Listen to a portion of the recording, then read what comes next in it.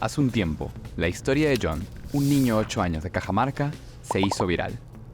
Cada día, John camina más de 1 hora para llegar a su colegio en Ramos Cucho, donde el 98% de las escuelas no tienen acceso a servicios básicos como luz, agua o desagüe. Y, una vez en el colegio, las cosas no mejoran mucho. La historia de John no es la única. A pesar de sus esfuerzos, muchos niños como él no están aprendiendo lo que deberían. ¿Por qué se da esto? Por ejemplo, en regiones como Ucayali y Loreto, vemos que menos de 1 de cada 10 niños obtiene un nivel satisfactorio en matemáticas. En cambio, en regiones como Arequipa, Moquegua y Tacna, vemos que más de la mitad alcanza un nivel adecuado en lectura. Es decir, solo por nacer en una región diferente, las posibilidades de recibir una mejor educación cambian drásticamente. Y esto ya es tomando en cuenta que a nivel nacional no estamos precisamente bien en educación. Esto no solo afecta el presente de nuestros niños, sino que compromete el futuro de todo el país. Entonces, ¿cómo podemos reducir las diferencias?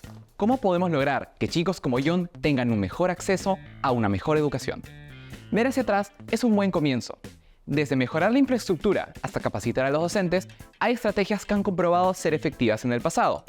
Veamos cómo podemos entender mejor ese problema y qué podemos hacer al respecto. Pasemos al aula maestra.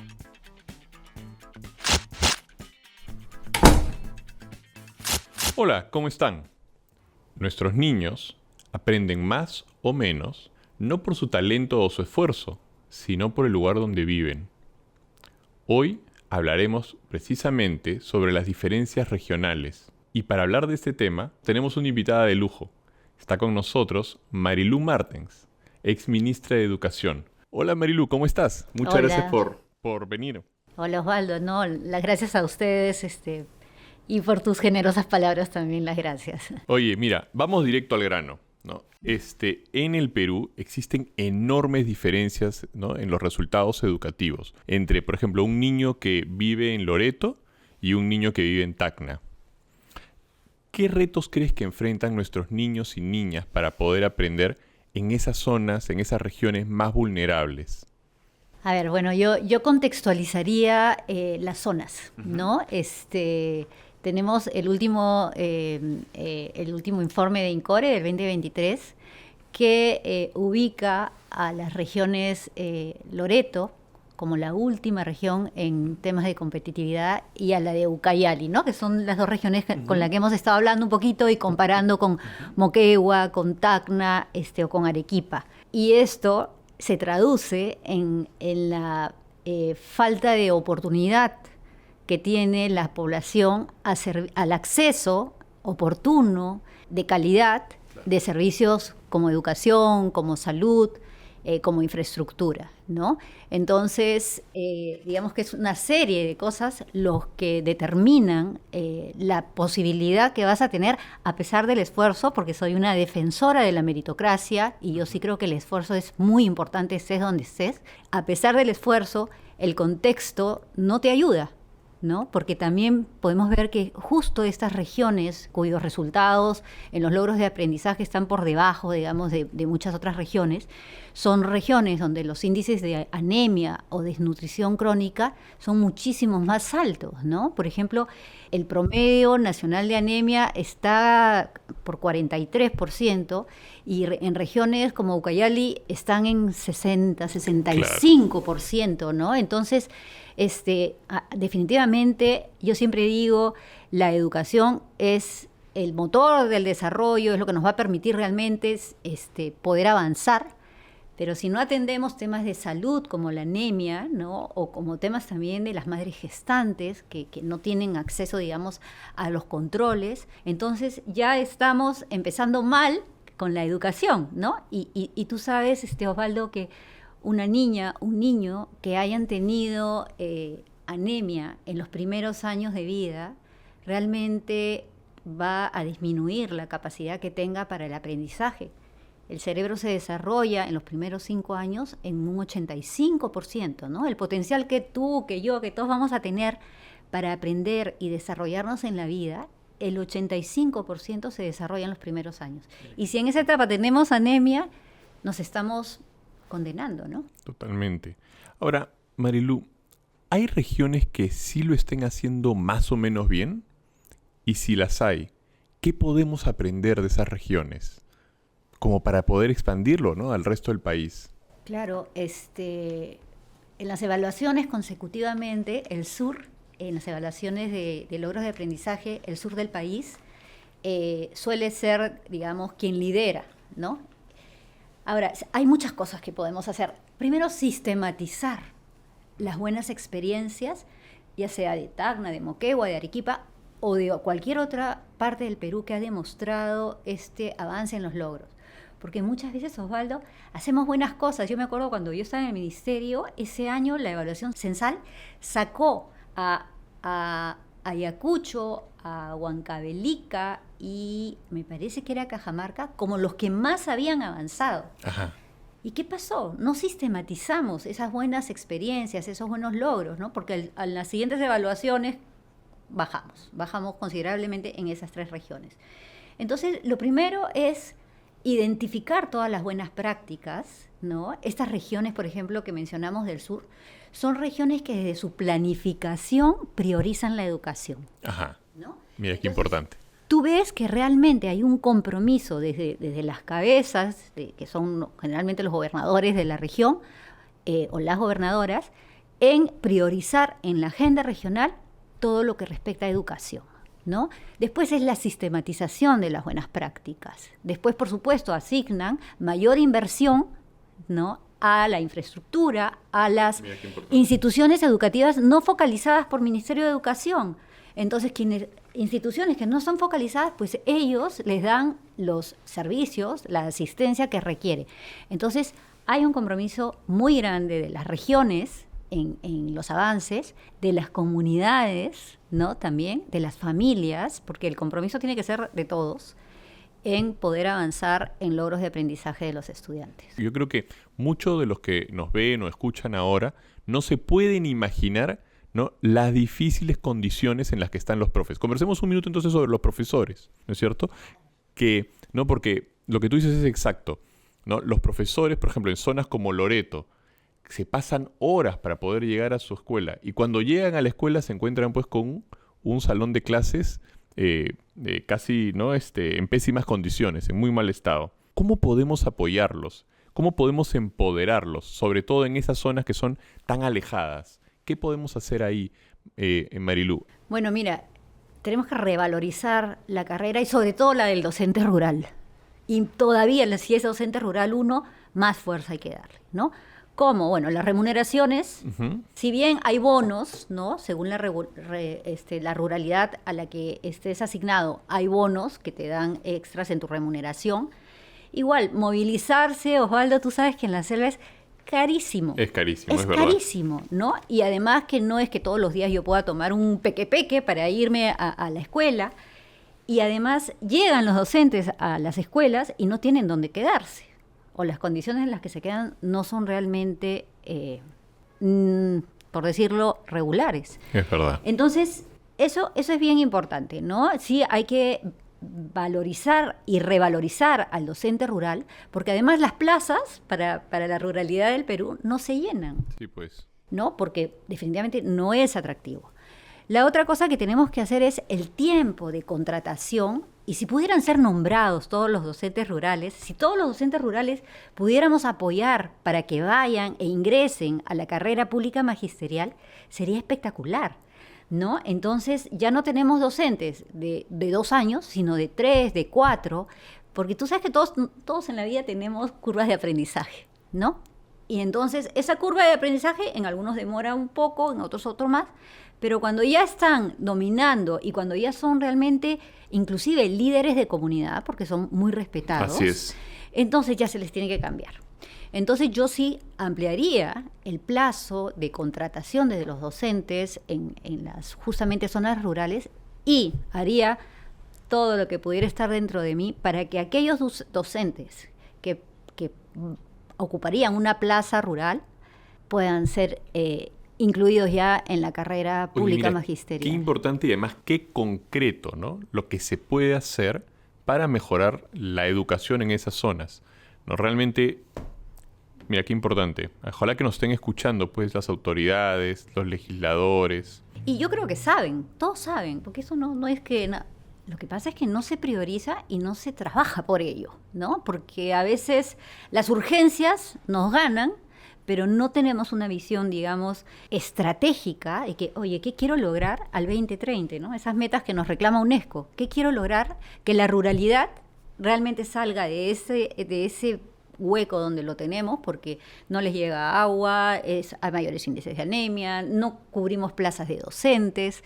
Entonces, lo sabemos, pero pongámoslo como prioridad en la agenda. Los tenemos olvidados.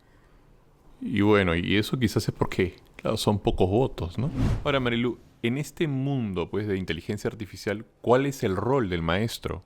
El más importante, porque yo siempre digo que el aliado más importante en la educación, en cualquier reforma educativa, es el maestro, es el docente, ¿no? El docente realmente puede generar los cambios que queremos, pero para eso necesitamos su compromiso, su fortalecimiento como profesionales, ¿no? Claro, hay que mejorar las condiciones, eso está dado por hecho, pero sí necesitamos tener una carrera además que atraiga a los mejores, ¿no? Hoy no necesariamente es así. Es verdad. Pero tenemos que tener una carrera que los fortalezca, por ejemplo, en las competencias digitales, ¿no? Hoy estamos hablando de inteligencia artificial, estamos hablando de todas las posibilidades que nos da la tecnología, como, no sé, acercar laboratorios de alta competencia, de competitividad a cualquier escuela de nuestro país, o como que el mejor profesor en ciertas cosas pueda dictar, y además de manera interactiva, clases en cualquier parte del país.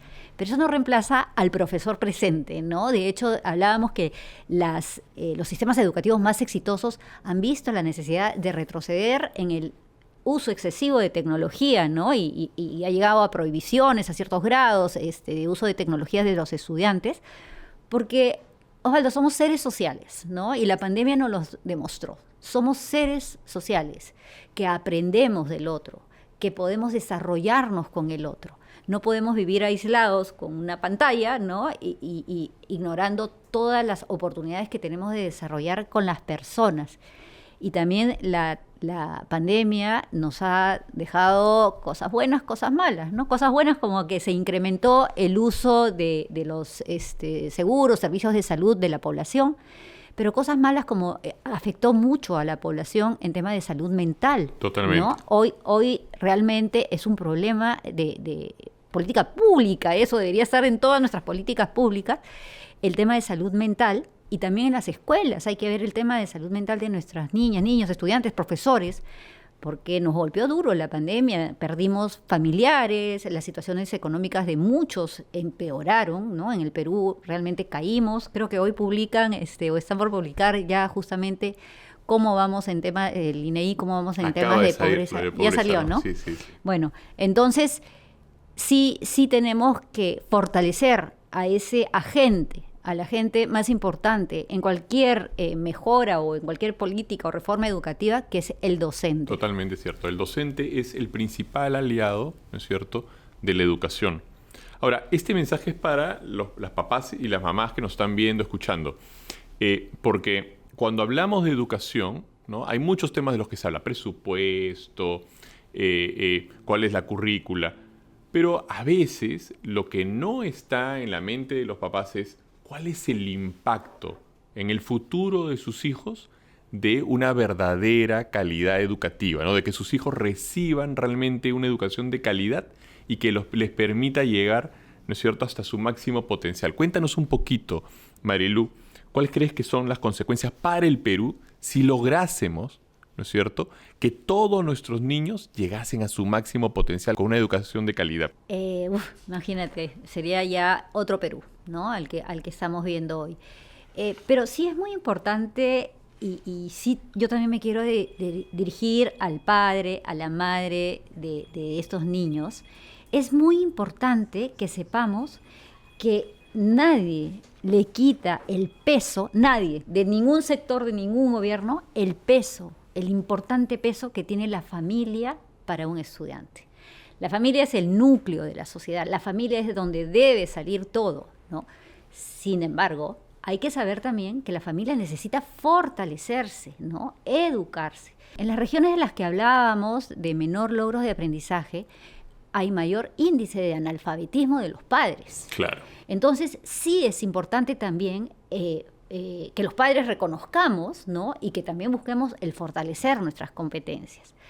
Ahora, la articulación, la cercanía que debe tener la familia con la escuela es fundamental. Eso es lo que te iba a preguntar. ¿Qué pueden hacer las familias para exigir más a las escuelas, para poder comprometerse más con las escuelas? ¿Qué cosas deben hacer? Cercanía, primero con los niños y las niñas. En edad, tú sabes que de adolescencia necesitamos mucho a nuestros padres cercanos. Primero, cercanía, buena comunicación con nuestros hijos, ¿no? Y después, justamente, encontrar en la escuela, primero el complemento, de repente que yo no tengo en la escuela, en la casa, el complemento, buscarlo, identificarlo y, por supuesto, pedirlo y seguirlo que se cumpla a la escuela, ¿no? Padres y madres tienen que estar cercanos a la formación de sus hijos. Docentes, directores, tienen que también estar cercanos a la familia de sus estudiantes y saber las necesidades que estos tienen y las oportunidades de poder mejorar el servicio educativo que se les brinda.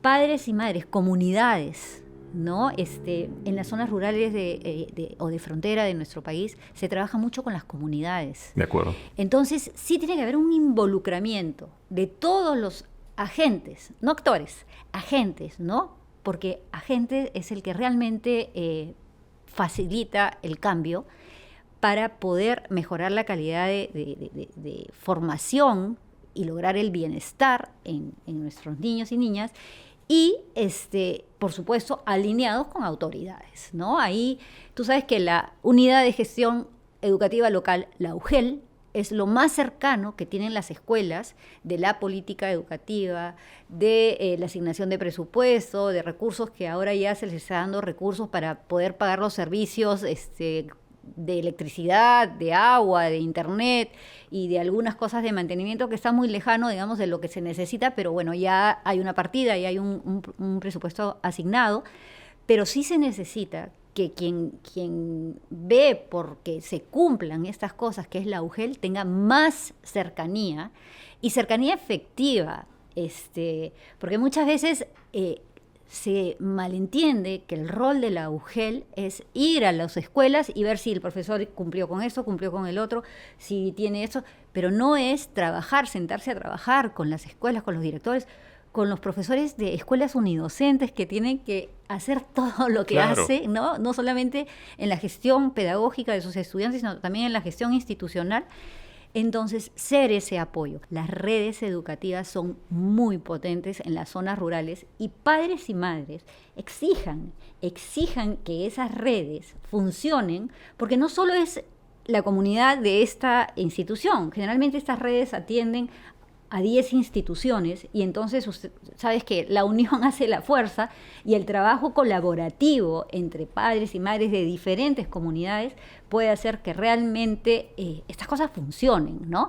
Hay un dictamen que está ahí esperando yo no sé qué, pero ya está aprobado por mayoría en la Comisión de Educación donde se crean las redes educativas rurales y se crea el director de redes que garantice que realmente el servicio educativo, por más atomizado que esté digamos, en territorios, en algunos territorios de nuestro país, puedan recibir con pertinencia y calidad el servicio educativo. A ver si las autoridades pues escuchan esto que menciona Marilú.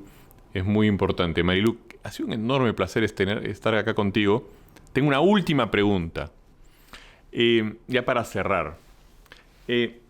¿Y tú identificas algún programa que hoy día esté pasando por debajo del radar y que necesita más apoyo? ¿Algo se te ocurre por ahí que podríamos promover? Mira, existen mecanismos hoy para poder ayudarnos a cerrar brechas.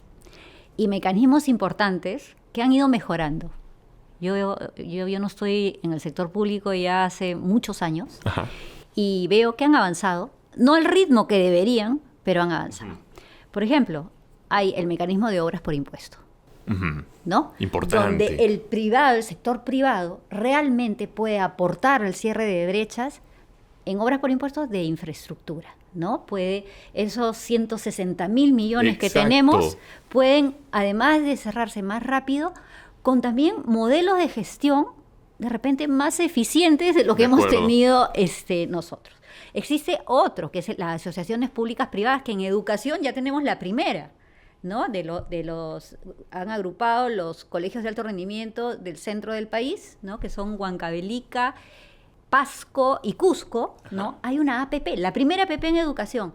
Pues demuéstrenos que realmente ese mecanismo está funcionando y que una APP, a diferencia de una obra por impuesto, garantiza el servicio no educativo, porque el educativo sí se ve por parte, digamos, del ministerio, pero el servicio de la infraestructura, los servicios de agua, de luz, de guardianía, de internet, realmente llegan de calidad. Esos son dos mecanismos que ya existen y que están funcionando. Mira qué buen punto. Y el tercero, Mira. espérate, hay otro que se llama obras por servicios, impuestos por servicios creo que es. Ya existe ese mecanismo, ¿no? Entonces podemos trabajar temas de anemia, temas de capacitación. Entonces, son mecanismos en el cual el sector público y el sector privado trabajan por un mismo objetivo. Eso hay que hacerlo más ágil, más atractivo al sector privado, ¿no? Que demuestra que sus procesos, procedimientos en temas de gestión son realmente eficientes, ¿no? Podemos optimizar miles de recursos que gastamos en el Estado porque no sabemos cómo hacer las cosas y que lo puedan hacer. Entonces, yo apostaría a fortalecer más, agilizar más esos procesos, esos mecanismos, de manera que yo sí creo que hay mucho interés del sector privado. Yo también lo creo. Y Yo lo también veo, lo creo, y sí. hoy lo vivo porque hoy estoy de ese lado, ¿no? Pero tienen que haber pues las formas, los mecanismos que no solo nos atraigan, sino que realmente sepamos que sí, que el Estado, el gobierno tiene interés en que trabajemos juntos por el desarrollo del país. Hay que entender, ¿no?, que el sector privado y el sector público estamos en el mismo barco y el norte tiene que ser un mejor país, unos niños más educados. Marilú, ha sido un enorme placer estar contigo. De verdad, muchas gracias por acompañarnos en este primer microprograma. Gracias, Osvaldo, y de verdad muy elogiada de ser el primero y feliz de que lo estén haciendo, porque yo creo que eso es lo que hay que hacer, comunicar, ¿no? Muchas veces las comunicaciones o no llegan mal, así es que felicitaciones por este primer Muchas programa y los gracias. próximos. Y esto fue Aula Maestra. Lo conversado hoy no es noticia nueva. Hace mucho que sabemos que hay tremendas diferencias en la educación que reciben los niños en diversas partes del Perú. Por eso es importante repetir esto. Cada día es una oportunidad perdida y no podemos esperar más. Los profesores son clave en todo este proceso.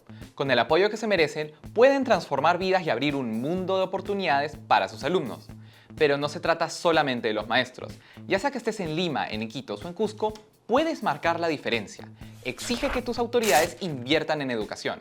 Involúcrate en la escuela de tu comunidad y asegúrate de que tus hijos o los niños cerca a ti estén aprendiendo adecuadamente. Pero esa es solo la superficie del tema. ¿Qué más podemos hacer para transformar la educación en nuestro país? Seguiremos explorando esta y otras interrogantes en episodios futuros. Y también te invitamos a acompañarnos en este proceso. Nos vemos en el aula maestra. Los jóvenes que estudian en la tecnológica, de alguna manera, es como su segunda oportunidad y no debería serlo. Es como yo no ingresé a la universidad y ahora voy a estudiar en la tecnológica. Y no necesariamente es eso, porque tú tienes que evaluar tu capacidad, tienes que evaluar tu vocación, tienes que evaluar todo lo que has vivido a lo largo de la educación básica.